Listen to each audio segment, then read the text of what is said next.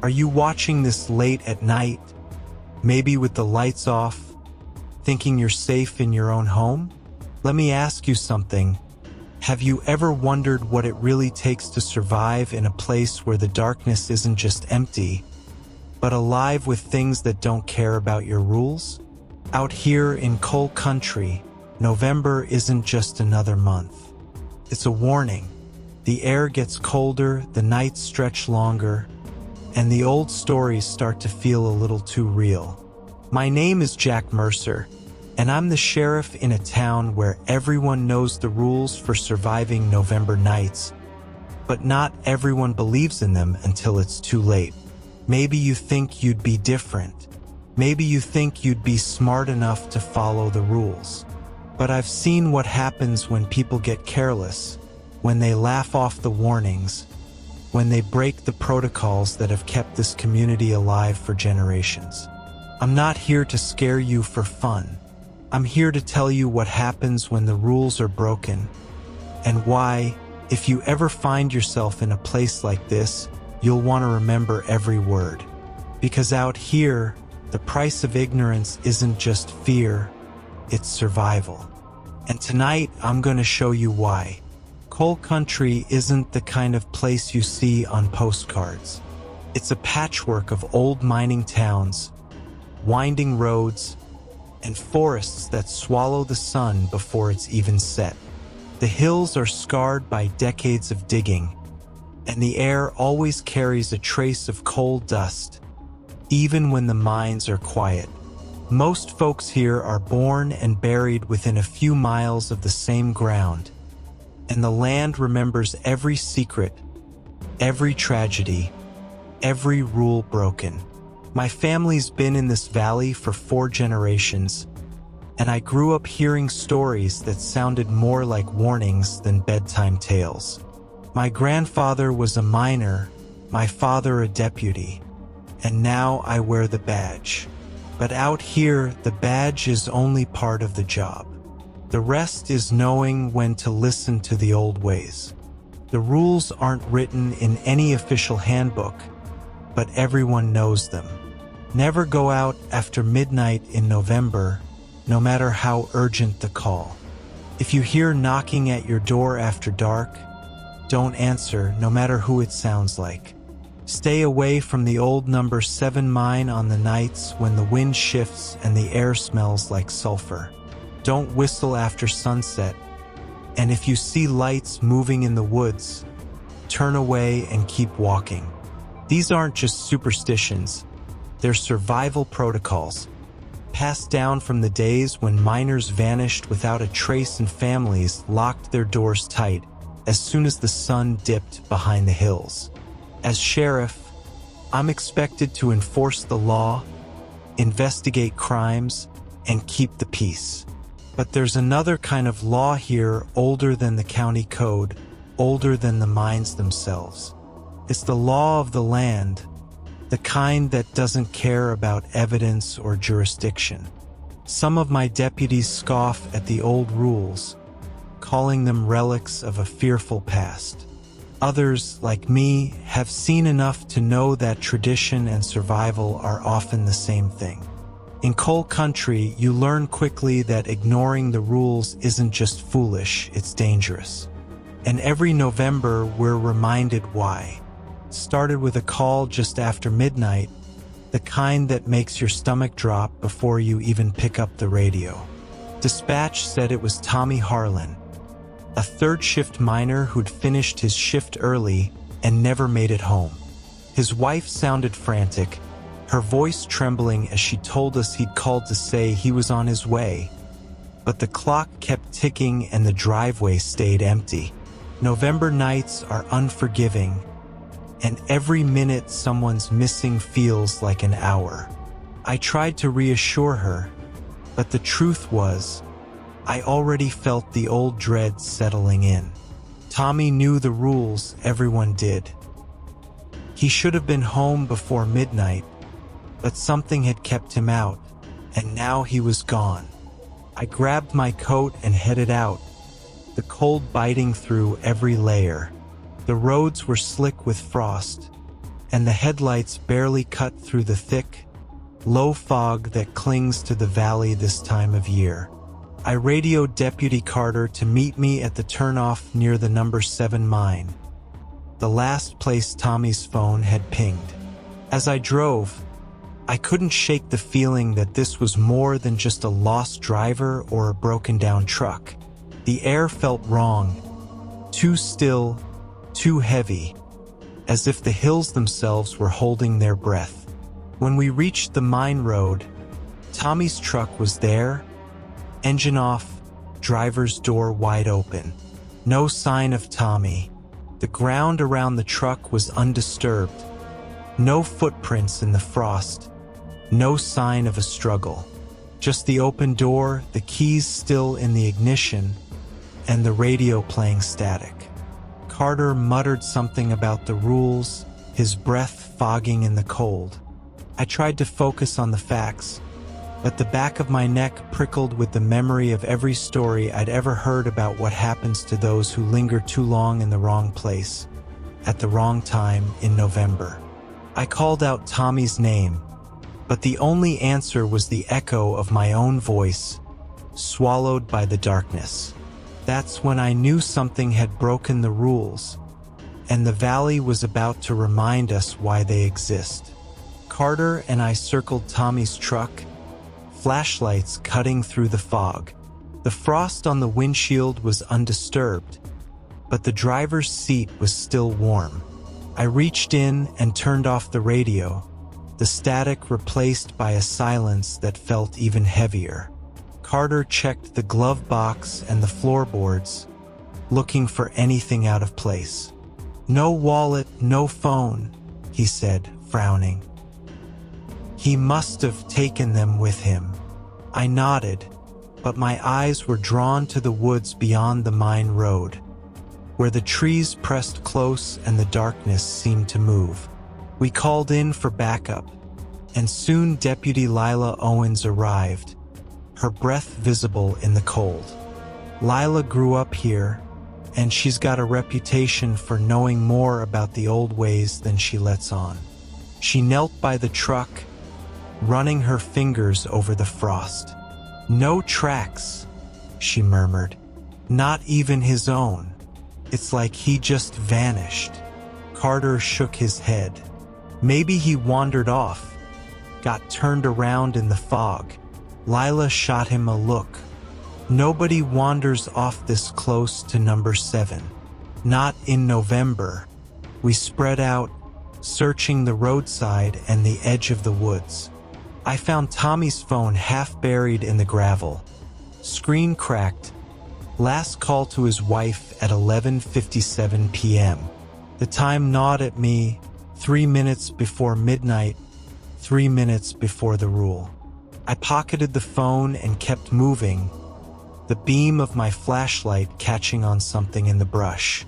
A strip of red flannel, torn from Tommy's shirt, snagged on a low branch. I called the others over and we followed the trail deeper into the trees. The woods were silent except for the crunch of our boots and the distant drip of water from the old mine shaft. Every so often, Carter would mutter about wild animals or Tommy getting lost, but Lila was quiet, her eyes scanning the shadows. "You feel that?" she whispered.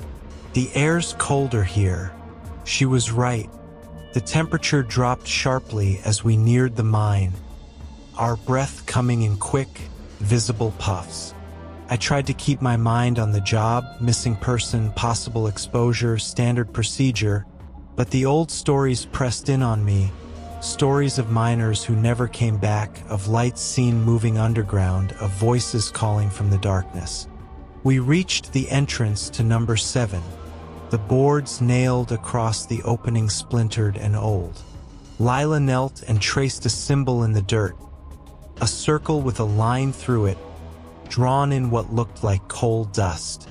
"That's not from any of us," she said. "It's a word. My grandmother used to draw these to keep things out." Carter scoffed. "Or to scare kids away from playing in the mine." Lila didn't answer. She just stood and dusted off her hands, eyes never leaving the darkness beyond the boards. We called out for Tommy, our voices echoing back, thin and uncertain. No answer. I radioed for a search team and told Carter to stay with the truck, just in case Tommy doubled back. Lila and I waited by the mine, the cold seeping into our bones. "You think it's one of those nights?" she asked quietly. I hesitated, then nodded. "I hope not, but I'm not taking any chances." She handed me a small pouch of salt and coal dust, her grandmother's old protection. "Just in case," she said. I tucked it into my pocket, feeling the weight of every story, every warning, every rule. The investigation had only just begun, but already the line between police work and folklore was starting to blur. And in coal country, that's when you know things are about to get dangerous. The search team arrived just before 2 a.m., headlights flickering through the trees as they parked along the mine road. I briefed them quickly, keeping my voice steady, but I could see the unease in their eyes. Everyone knew what it meant to be called out to number 7 in November. We split into pairs, fanning out along the tree line and the old service path that wound behind the mine. Lila stuck close to me, her hand never far from the pouch of salt and coal dust she'd given me. The air was so cold it stung my lungs, and the fog had thickened, swallowing the beams of our flashlights. We moved slowly, calling Tommy's name, listening for any sound that didn't belong. The woods felt wrong, too quiet, as if every living thing was holding its breath. My boots crunched over frostbitten leaves, and every step seemed to echo. Suddenly, Lila grabbed my arm, stopping me short. "Listen," she whispered. First, I heard nothing. Then, faintly, the sound of whistling drifted through the trees. It was tuneless, almost playful, but it made my skin crawl. I remembered the rule. Don't whistle after sunset, and if you hear whistling, don't answer. We stood frozen, the sound growing louder, circling us, impossible to pin down. My heart hammered in my chest. I tried to call out, but my voice caught in my throat. The whistling stopped as abruptly as it had started, replaced by a low, guttural voice that seemed to come from everywhere at once. "You shouldn't be here." The words were barely more than a breath, but they cut through the cold like a knife. Lila pressed the pouch into my hand, her eyes wide with fear. "Back away," she mouthed. We retreated step by step, never turning our backs on the mine. The fog thickened, shapes shifting at the edge of my vision, tall, thin figures that seemed to flicker in and out of existence.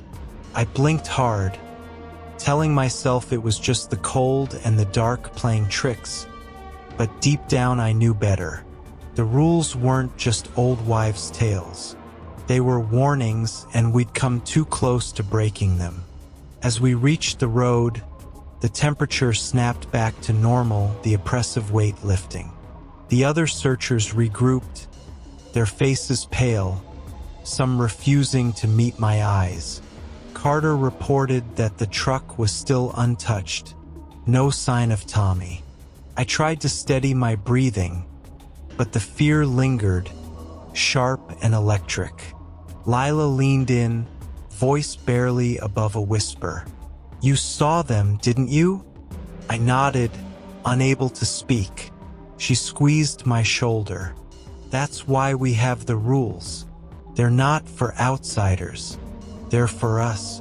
For nights like this." I looked back at the mine, the boards across the entrance now seeming flimsy and useless. Whatever was out there, it wasn't finished. And for the first time in years, I felt truly afraid, not just for Tommy, but for all of us. The rules were all that stood between us and the darkness, and tonight, I realized just how thin that line really was. By sunrise, word had spread through every kitchen and corner store in town. People gathered in small, anxious knots outside the diner, the post office, the church steps, voices low and eyes darting toward the hills. The old-timers shook their heads, muttering about how it was always November when the valley remembered its debts. Mrs. Harlan, Tommy's mother, sat on her porch wrapped in a quilt, her face drawn and pale. She clutched a string of wooden beads, whispering prayers her grandmother had taught her. Prayers meant to keep the shadows at bay. At the firehouse, someone had already set out a bowl of salt and a jar of coal dust on the windowsill, a sign to any passing spirit that this was a place of protection. The local preacher offered to lead a prayer circle, but most folks preferred the old ways, lighting candles and leaving bread at their doorsteps, just as their ancestors had done when the mines first opened and men started vanishing in the night. I stopped by the general store for coffee and found Mr. Dorsey, the oldest man in town, holding court by the wood stove. He told the story of the winter of '62, when 3 miners disappeared in a single week and the searchers found only their boots, lined up neatly at the mouth of number 7. "It's the land," he said, voice gravelly. "It remembers, and it doesn't like to be disturbed." A hush fell over the room as he spoke, everyone listening, even the skeptics. Rumors spread faster than the cold. Some blamed outsiders, others whispered about debts unpaid or promises broken. A few called the sheriff's office, begging us to close the roads after dark, to do something, anything, to keep their families safe. I felt the weight of their fear settle on my shoulders, heavier than any badge. In coal country, the community is your family, and every loss is personal. As the sun set again, doors were locked early, curtains drawn tight, and the valley braced itself for another November night, hoping the rules would be enough to keep the darkness out. It was just after 8 when the call came in. A group of teenagers hadn't come home. Their parents, frantic, said the kids had dared each other to sneak out after dark, to prove the old rules were just stories. They'd been seen heading toward the ridge above number 7, flashlights bobbing in the distance, laughter echoing through the cold. I felt a surge of anger and fear. We'd warned them, all of us had, but the bravest always think they're invincible until the valley teaches them otherwise. I gathered Carter and Lila, and we sped toward the ridge, headlights slicing through the darkness. The road twisted and climbed, frost glinting on the branches. My mind raced with every story I'd ever heard, of kids who vanished, of search parties who found only footprints circling back on themselves, of voices calling from the woods in the dead of night. I gripped the wheel tighter, the weight of responsibility pressing down. If anything happened to those kids, it would be on me. We parked at the trailhead, the engine ticking in the cold.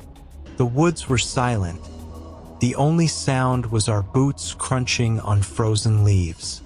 We called their names, voices swallowed by the trees. Lila found a dropped phone. Its screen cracked, flashlight still on. Carter pointed to a set of tracks, 5 pairs weaving off the path, deeper into the brush. "They broke the first rule," he muttered. "Never go out after dark in November." We followed the tracks, hearts pounding, every shadow a threat. The air grew colder, the silence heavier. Suddenly, a scream split the night. High, terrified, cut off too soon. We ran, stumbling through the undergrowth, flashlights darting. In a small clearing, we found 3 of the kids huddled together, eyes wide with terror. They clung to each other, shivering, unable to speak. "Where are the others?" I demanded, but they just shook their heads, sobbing. Lila knelt beside them, murmuring comfort, while Carter and I searched the edge of the clearing. That's when I saw it, a trail of footprints leading away, but not just human ones. Something else had joined them, prints too large, too deep, with a stride that made no sense. My blood ran cold. I knew, without needing to be told, that the rules had been broken, and the valley had answered. I faced a choice. Go after the missing kids, deeper into the woods, risking more lives, or get the survivors to safety and wait for daylight. Every instinct screamed at me to act, to save them, but the old warnings echoed in my mind. Lila caught my eye, her face pale. "If you go now, you might not come back. None of us might." I hesitated, torn between duty and fear, between the law I swore to uphold and the rules that had kept us alive for generations. In the end, I made the call to retreat, to get the survivors out and regroup. As we led them back through the trees, the wind picked up, carrying with it a low, mournful whistle. I didn't look back. I didn't dare. That night, I lay awake, haunted by the faces of the missing, by the knowledge that sometimes doing the right thing means living with the consequences. The rules had been broken, and now the valley was wide awake. By morning, the missing teens still hadn't been found. The search teams were exhausted, nerves frayed, and the whole town felt stretched thin, as if the land itself was waiting for something to break. I knew we were out of our depth. The usual tools, flashlights, radios, search grids, felt useless against whatever was stalking the woods. That's when I made a decision I'd avoided for years. I drove out to the edge of town, to a small house tucked behind a stand of ancient pines, where Old Man Red Elk lived. Red Elk was a legend in coal country. Some called him a healer, others a relic, but everyone respected him. He greeted me at the door, eyes sharp and knowing. "You've come about the missing," he said, not as a question but as a fact. I nodded, feeling the weight of my badge and my own uncertainty. "We've done everything we can," I admitted, "but it's not enough. I need your help." He led me inside, the air thick with the scent of sage and cedar. I told him everything: Tommy's disappearance, the footprints, the broken rules, the kids lost in the woods. Red Elk listened in silence, then began to speak in a low, steady voice. "This land remembers," he said. "Long before the mines, before the towns, there were things here that walked in the dark. November is their time. When the cold comes, the veil thins, and the old debts are called in." He explained that the rules weren't just superstition. They were boundaries, agreements made generations ago to keep the peace between the living and the things that lingered. Breaking them was an invitation, a signal that the old ways had been forgotten. "The mine is a wound," he said, "a place where the earth was torn open, where men died and promises were broken. That's where it's strongest." I asked what we could do. Red Elk handed me a pouch filled with herbs, salt, and a small carved stone. "You must go to the mine at night, when the veil is thinnest. Bring the offerings, Speak the words I'll teach you. Show respect, not fear. The land will listen, and maybe, just maybe, it will let the lost ones go. I left his house with a sense of purpose, the old fear replaced by something steadier. For the first time, I understood that survival here wasn't just about enforcing the law, it was about honoring the balance, about remembering the rules that had kept us safe long before I ever wore a badge. The final confrontation was coming, and this time, I wouldn't face it alone. Night fell hard and fast, the sky a deep, endless black that seemed to press down on the valley. I gathered Carter, Lila, and a handful of volunteers, those who still believed, or at least respected the old ways enough to follow me. We met at the edge of the woods, each of us carrying a pouch from red elk, the scent of sage and cedar clinging to our clothes. I could feel the weight of the stone in my pocket, its surface smooth and cool, a reminder of the promise I'd made to honor the land and its rules. We moved in silence, flashlights off, letting our eyes adjust to the darkness. The woods felt alive, every branch and shadow shifting as if watching us. The cold was sharper than ever, biting through gloves and jackets, numbing fingers and hope alike. I led the way, following the trail of broken branches and scattered footprints, the path the missing teens had taken. Every step felt like a test, the rules echoing in my mind. Don't whistle. Don't answer voices. Don't look back. As we neared the mine, the air grew heavier, thick with the scent of earth and something older, something wrong. The entrance loomed ahead, boards splintered and hanging loose, the darkness inside absolute. I motioned for the others to wait, then stepped forward, heart pounding. I scattered salt and herbs at the threshold, whispering the words Red Elk had taught me, words that felt strange and powerful on my tongue. A sudden gust of wind howled through the trees, carrying with it a chorus of voices, some pleading, some mocking, all inhuman. The volunteers flinched, but I held my ground, repeating the words, pressing the stone into the palm of my hand. The darkness inside the mine seemed to pulse, and then, slowly, shapes began to emerge. Tall, thin figures, their faces shifting and indistinct, eyes like coals burning in the night. They moved with a jerky, unnatural grace, circling the entrance, blocking any hope of retreat. Carter stepped up beside me, shotgun raised, but I shook my head. Guns won't help, I said quietly. Remember the rules. Lila joined me, her voice steady as she began to chant, her words weaving with mine, old and new blending together. The figures hissed, recoiling from the salt and the sound, but they didn't disappear. Instead, one stepped forward, taller than the rest, its form flickering between shadow and flesh. You broke the pact, it whispered, voice like gravel and wind. You forgot the price. I swallowed hard, forcing myself to meet its gaze. We remember now, I said. We honor the rules. We bring offerings. Let the lost ones go. I placed the pouch and the stone at the mine's mouth, bowing my head in respect.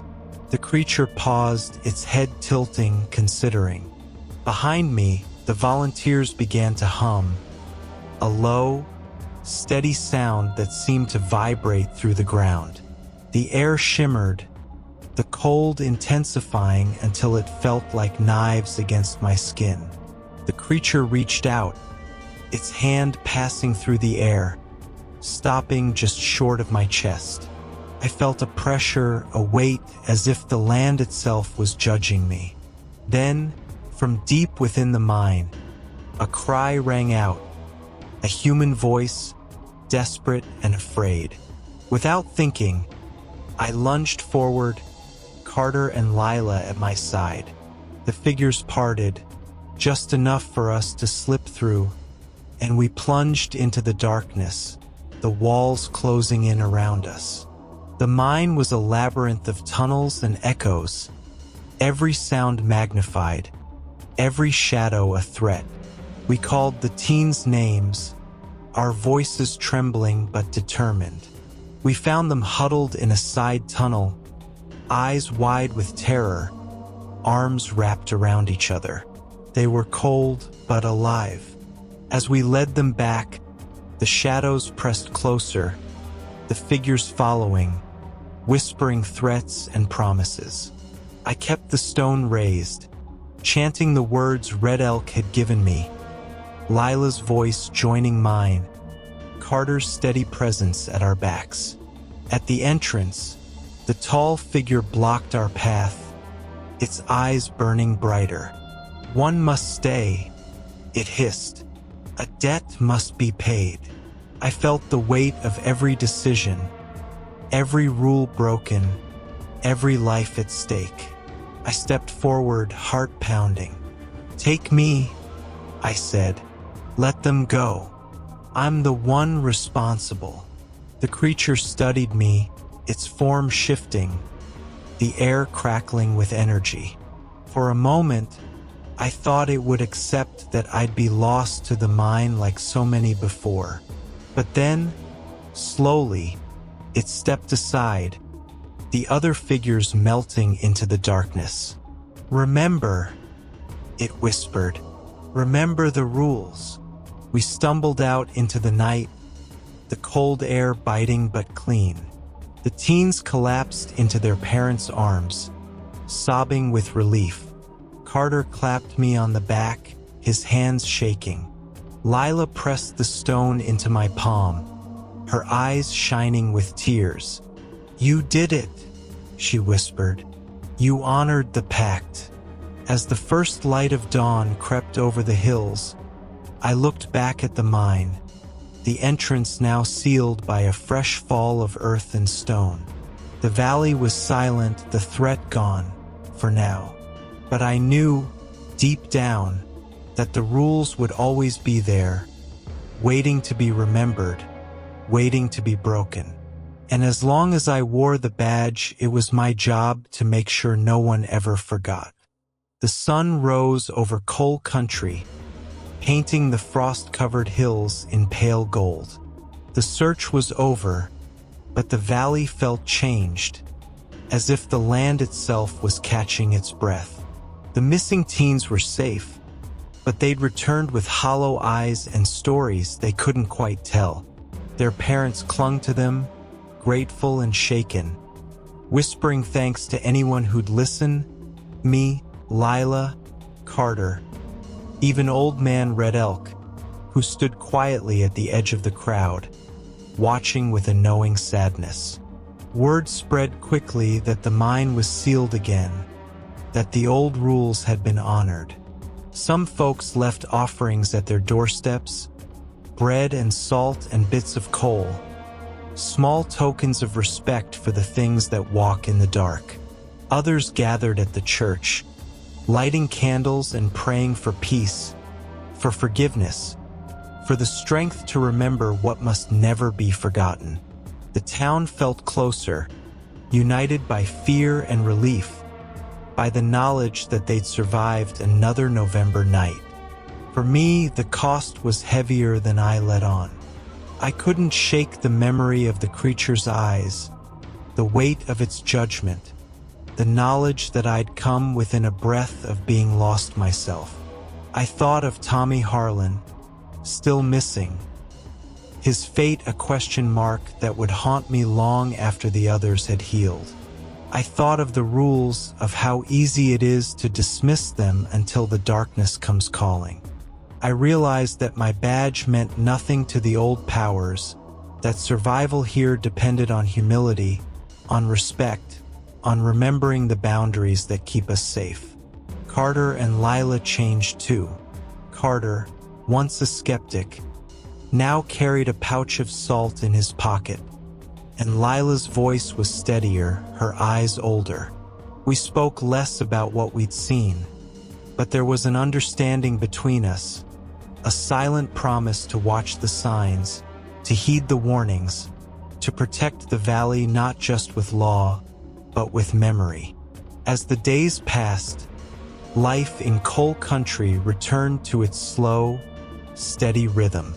But every November, as the nights grew long and the air turned sharp, I knew the rules would be tested again. The land remembers, and so must we. That's the lesson I carry now, the one I'll pass on to those who come after me. In coal country, survival isn't just about strength or courage. It's about respect for the land, for the past, for the rules that keep the darkness at bay. Looking back, I realize how close we came to losing more than just a few lives. The rules, those old, half-whispered warnings, aren't just relics of a fearful past. They're the thread that ties us to the land, to each other, to the lessons our ancestors learned the hard way. I used to think my job was about enforcing the law, about keeping order with a badge and a steady hand. But out here in coal country, it's just as much about listening, about remembering, about respecting the boundaries that exist for reasons we might never fully understand. There are still questions that haunt me. What really happened to Tommy Harlan? What are those things that move in the woods when the frost comes? And why do they only answer when the rules are broken? Maybe some mysteries aren't meant to be solved. Maybe they're meant to remind us that we're not alone in the dark, that the world is older and stranger than we want to believe. So if you ever find yourself in a place like this, pay attention to the stories, the warnings, the rules that seem too strange to matter, because out here, they're the difference between making it to morning and becoming just another name whispered in fear. And if you've got your own stories, your own rules, your own encounters with the unknown, I want to hear them. Share them below. Maybe together we can piece together a little more of what's waiting out there in the night. Remember, some rules are written in blood, some in memory, and some in the silence that falls when the sun goes down. Don't forget them, and don't ever think you're immune. Out here, the darkness is always listening.